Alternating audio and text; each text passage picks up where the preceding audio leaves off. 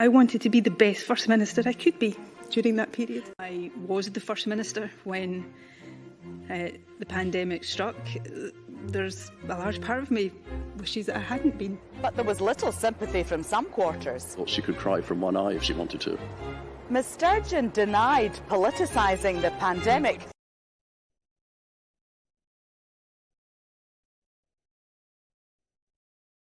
On Tuesday, January 16th, the UK COVID inquiry arrived in Scotland. The purpose of the inquiry was to investigate the response to the pandemic in England, Wales, Scotland, and Northern Ireland. The inquiry would listen to and consider carefully the experiences of bereaved families and others who have suffered hardship or loss as a result of the pandemic. It would identify the lessons to be learned to inform preparations for future pandemics across the UK.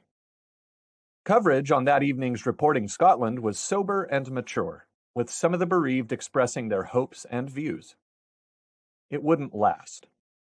The very next day, STUC Chief Ros Foyer gave evidence to the inquiry. This is what appeared on Reporting Scotland. They heard today of the risks faced by key workers who kept Scotland moving through the pandemic. Years of brutal austerity has fundamentally altered our public services with lethal consequences.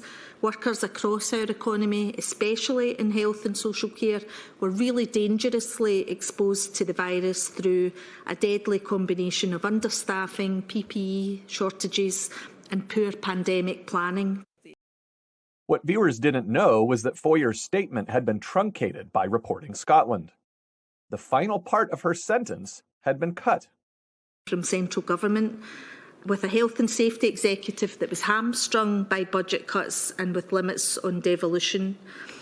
And the Scottish Government were unable to effectively legislate on employment and health and safety matters. And working people were really caught in the crossfire of that, and I think there were grave results of that. This wasn't the only part of the STUC chief's testimony to be ignored by BBC Scotland. The following statements were also cut from the evening news programme. I think overall we were quite critical of the approach being taken at the time by the UK government, which we felt in some ways was undermining the more cautious approach of the Scottish government, and that mixed signalling could be quite confusing to the public in Scotland. Can you provide examples of key actions that the STUC agreed with the Scottish Government, but which could not be implemented because of devolution or the funding arrangements? Yeah, I think that the statutory sick pay example is actually one of the most important ones. And I think there is an issue around, Scottish Government through devolution has a responsibility to deliver health, local government, education, all these essential services that were very crucial during the pandemic, but they don't have the budget control. So there had been, a decade of austerity cuts taking place there. Then we have a situation where the UK government's policy was undermining the Scottish government's devolved policy and responsibilities. The limitations on devolved powers were crucial to understanding why some measures could not be taken by the Scottish Government. Yet BBC Scotland effectively censored out testimony that drew attention to devolution shortcomings. It also refused to report praise for the Scottish Government from academics and experts, such as Professor Stephen Reicher. Nobody's perfect. We all learn and we all made mistakes. But what is undeniable, I think, is that the Scottish Government did far more, both in terms of this general notion of treating the public with respect and as a partner than the UK government did. And in my statement, for instance, I have compared and contrasted certain statements at the same time by the Prime Minister and the First Minister, showing how, on the one hand, the Prime Minister tends to tell people off and to threaten to punish them. The First Minister tends to recognise the difficulty people have, the efforts that they are putting into compliance, and encourages them to continue with those efforts for the sake of the community. So by and large, comparatively at least, I would say that the Scottish Government did better than the UK Government. Criticism of the Scottish Government became headline news. Early warnings about coronavirus were not listened to as senior Scottish Government officials froze. Professor Mark Woolhouse started to voice his concerns about the threat of the new virus to officials in Edinburgh. And with the Scotland rugby team. He tried to raise the alarm with Scotland's top doctor, Catherine Calderwood, but says he had to turn to a former UK Chief Medical Officer, Dame Sally Davies, for help. The selective reporting by BBC Scotland was transparent, but it was nothing compared to what happened next. The inquiry, or rather, the media reporting of it, was about to become a show trial. Professor Jason Leach and Sir Gregor Smith were first in the dock. The National Clinical Director and the Chief Medical Officer, respectively, endured attacks on their integrity and their reputations. Tonight on Reporting Scotland, the missing messages from those at the heart of the Scottish Government during the COVID pandemic. Professor Jason Leach had a pre-bed ritual of deleting them. National Clinical Director Jason Leach described WhatsApp deletion as a pre-bed ritual. The Chief Medical Officer told colleagues to delete their WhatsApps at the end of every day during the COVID pandemic. The Chief Medical Officer told colleagues to delete WhatsApp messages every day during the pandemic, the UK COVID inquiry sitting in Edinburgh has heard. Professor Sir Gregor Smith said he erased his own messages on a frequent basis. He was one of the best-known faces of the pandemic, but today the National Clinical Director, Professor Jason Leach, was asked to explain his use of WhatsApp messages and whether they broke the rules. Jason Leach is amongst the high-profile figures to admit he didn't keep his WhatsApp messages. It's always worth remembering that it can be a criminal offence to impede a public inquiry. Not content with smearing both men because they hadn't retained WhatsApp messages, BBC Scotland questioned their professional qualifications. And Professor Leach was asked about his qualifications in his role as a key clinical spokesperson for the government. It has been another theme of the questioning, and it might be explored a bit further. It was about who was giving advice to ministers. Now in Scotland, the key clinical advisors were Gregor Smith, who was a GP by trade, Catherine Calderwood, who had a background in obstetricians and gynaecology, and then, of course, Professor Leach, who was originally a dentist. And they were asked about how this compared to the advice that UK government ministers were getting from, for example, Sir Patrick Vallance, a scientist, and Sir Chris Whitty, who was England's chief medical officer and had a background in infectious diseases. And you may recall when they gave their presentations to the public, they often used detailed charts in their presentation. Unionists piled in. Labour MSP Jackie Bailey demanded the National Clinical Director be sacked. So if the Scottish Government agrees that Jason Leach's behaviour was inappropriate, is it not time that he was sacked? Invited onto BBC Scotland's flagship morning radio programme, she accused both men of being party to a cover-up. People might understand politicians, perhaps, as you argued, wanting to cover up messages, but you're also implicating people who are independent of government, people like Gregor Smith or Jason Leach, the National Clinical Director. Are you seriously suggesting that there was a cover-up on an industrialist scale right across the Scottish government? If you look at what the messages we have seen have revealed, that is exactly what's gone on. The Conservatives joined in. The inquiry was now part show trial and part kangaroo court. The unsavoury attacks were eagerly reported by BBC Scotland. The Scottish Conservatives have called on the National Clinical Director, Jason Leach, to quit his post.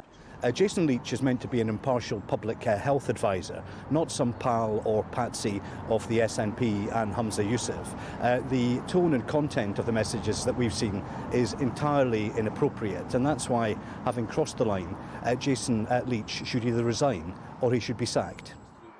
Labour have already said he should be sacked in the row over the release of WhatsApps. BBC Scotland was now acting as a platform for attacks on the National Clinical Director and the Chief Medical Officer. Two men who had worked tirelessly during the pandemic to protect the public were being maligned and smeared. Bad as the reporting was, things were about to get far, far worse. It's simply not possible to convey the extent of attacks endured by Nicola Sturgeon in one short video. There were so many from every media outlet. She was called a liar, compared to a criminal, accused of feigning emotion, and had her integrity maligned. Some of it bordered on sexist. It was a full-on witch hunt. Nicola Sturgeon could be reported to the police. Quite frankly, her legacy is now in tatters, and I don't believe a word she has to say on this. I think there's potentially breaches of the law. Daily Telegraph has Sturgeon faces police probe over WhatsApps. The Scottish Daily Mail, COVID message row, net closing on SNP is its headline. She could cry from one eye if she wanted to. In this instance, they're not human beings. I find it very hard to feel any sympathy for Nicola Sturgeon at all. The Times, Sturgeon's pandemic reckoning ends in tears. Scottish Daily Mail's headline is the humbling of Sturgeon. It says ex-First Minister's reputation shattered, in quotation marks, as she's accused of betraying Scotland. The Telegraph, Sturgeon's pandemic response driven by hubris. The Daily Express, Sturgeon's crocodile tears. Crocodile tears on the front page of the Scottish Sun. The headline, crying shame. Nicola Sturgeon last night accused of crocodile tears. Political giant humbled at COVID inquiry. Nicola Sturgeon sobs in Edinburgh. She admits deleting WhatsApp. BBC Scotland was cheerleading the howling mob. The broadcaster employed every trick in the unethical journalism book.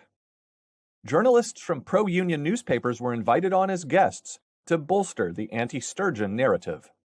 Kieran Andrews is the political editor of The Times in Scotland. Kieran, good morning to you. Morning, Gary. There was anger from bereaved families at the idea of deletion being a pre-bed ritual, and anger that it was being dismissed as just a flippant remark too. Well, Jerry Scott is senior political correspondent for The Times and has been following proceedings. So, Jerry, Jean Freeman, of course, was Health Secretary at the start of the pandemic and during its height as well, of course. Did we learn more about the Scottish Government's early response to COVID? Well, let's speak to Laura Hughes, the public policy correspondent for the Financial Times, who's been following every twist and turn of this inquiry. Laura, good morning to you once again. Good morning.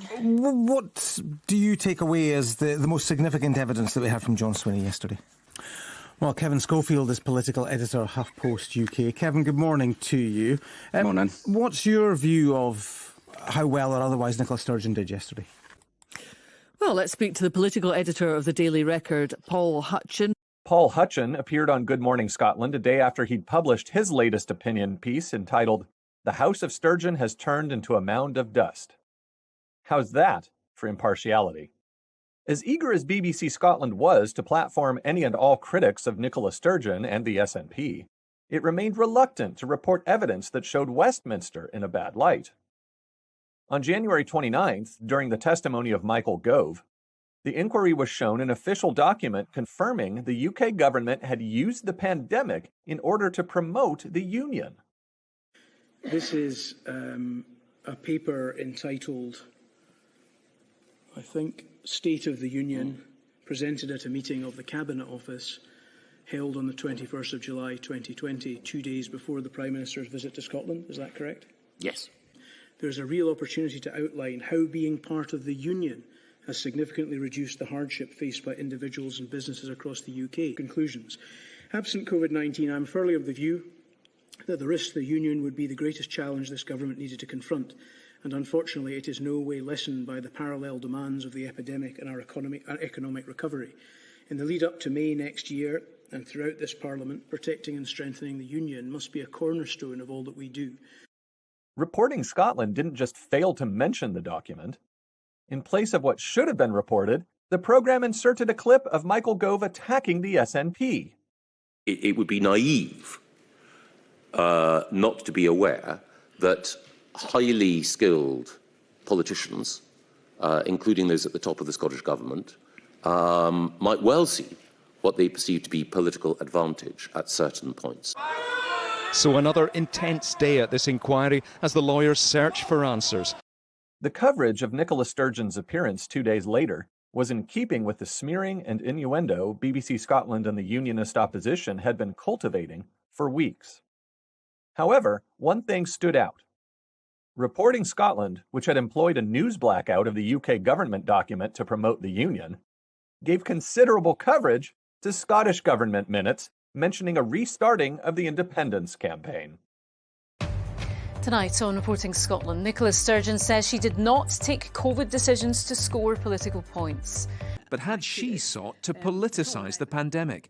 The inquiry saw Scottish Cabinet papers from June 2020, which said consideration should be given to restarting work on independence and a referendum, reflecting the experience of the coronavirus crisis. On slightly shakier grounds in some respects, she talked about suspending any plans for independence during the pandemic, just then to be confronted with Cabinet minutes from the summer of 2020, where it then talked about ministers wanting to give consideration to restarting that campaign.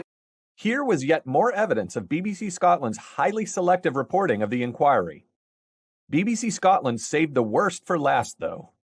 The inquiry's final session saw the appearance of Scottish Secretary Alister Jack. Jack adopted a glib and cavalier manner as he revealed that he had deleted all of his WhatsApp messages, and he appeared not the slightest bit concerned. Jack shocked many in the room when he aimed a particularly unsavory aside at Nicola Sturgeon, insisting she had faked her emotional reaction 2 days earlier, and that, quote, she could cry out of one eye, unquote. The remark was appalling and arguably sexist. Equally shocking was how BBC Scotland treated the slur. With apparent relish, it led many of its news bulletins with it, including the introduction to that evening's Reporting Scotland. The Scottish Secretary Alister Jack has been giving evidence to the UK COVID inquiry, saying Nicola Sturgeon can cry from one eye if she wants to. And here's what Mr Jack had to say. Looked at her performance and I thought she could cry from one eye if she wanted to. Tonight on Reporting Scotland, on the last day of the UK COVID inquiry in Edinburgh, the Scottish Secretary says he deleted all his WhatsApp messages and criticises Nicola Sturgeon's evidence. I didn't believe it for a minute. I mean, I looked at that passage and I thought back in my experiences and I looked at her performance and I thought she could cry from one eye if she wanted to. No leader got everything right during the pandemic. Some fared better than others. But one thing's for sure. No leader has had to face the kind of rancid smearing from its media that Scotland's former First Minister has had to endure. The treatment of Nicola Sturgeon by the media was shocking. Irrespective of one's opinion on her performance during the pandemic, it is a fact that she was traduced, smeared, and humiliated. Political opponents joined forces with unscrupulous newspaper journalists and a broken broadcast media. It was a witch hunt. It was toxic. It was unbecoming.